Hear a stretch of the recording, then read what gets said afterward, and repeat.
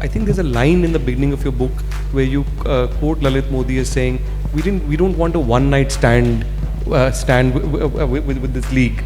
It's clearly not been a one-night stand. But tell us, there's a very large section in your book which talks about the inner inside story of what went wrong in the beginning, the rise and fall of Lalit Modi. Tell us what we want to know really on what went wrong and what you pieced together as part of your investigation into this whole. See, what went wrong with Lalit is fascinating. I mean, somebody who was running Indian cricket and everybody, I mean, all in the BCCI loved it because the success of the IPL was such. Everybody was wanting to be with Mr. Modi. I mean, Abhijit Da will say that when that $375 million bid happened, 1,700 crores in 2010 was a lot of money. He was bringing in money that was unheard of, right, in the echelons of our sport. But at the same time, Lalit was becoming bigger than the BCCI.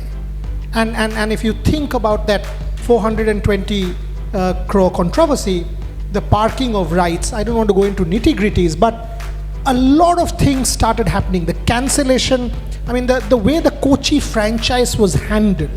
Why was Lalit not wanting to sign the document, the franchise papers, when he had signed Sahara? He had signed Sahara.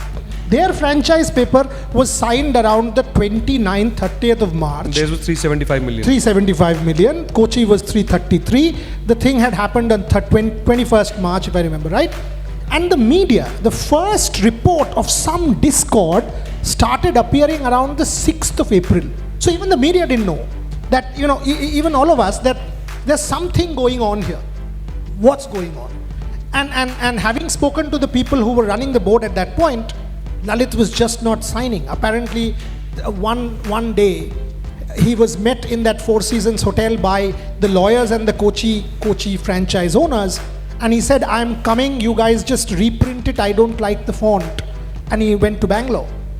So they were reprinting it and he left the hotel, went to Bangalore. He was actually chased to Bangalore. And then that night at 3 a.m., he finally signed the Kochi document at 5:30, he tweeted.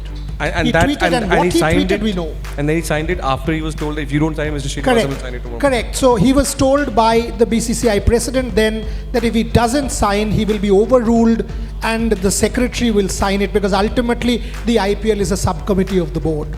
And then 2 hours later at 5 o'clock in the morning, Lalit tweeted the shareholding pattern. So there is a line. During the, can I say? Yes, absolutely. Because you asked that question, sir, and he reminded me. During that second bid which we won, so the base price was increased from 50 million to 250 million. So then a day before we reached ITC Chola, there was full excitement. All the senior BCCI functionaries were there and the other bidders were also there. And just 24 hours before, all of a sudden, there was lots of maneuvering going on. All of a sudden, people who were not even friendly became more friendly with me. And there are all the people who are guiding us. I think the figure should be around 270. Somebody came, I said, I think it should be 280, 290. So they kept on saying, guiding us, don't go beyond this. There was only one functionary who said it should be over 330, between 330 and 340. So we came up with the bid of 370 million. It was, and other people were on 319. That was the different bid. The story was an astrologer.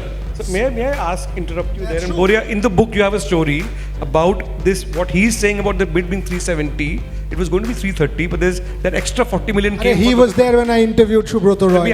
I asked Subrata Roy on record, say that 330 was the second bid. Why did you pay 375 million? He was sitting there next to me. He said, my astrologer said 375 million. I put in 375. It was the number one figure actually. 7 plus 3 is 10, 1. So that's exactly what Subrata Roy said on record in that particular interview. I put in $45 million more because my astrologer people wanted us to bid below that figure, so that the other people win. That sort of campaigning was going on.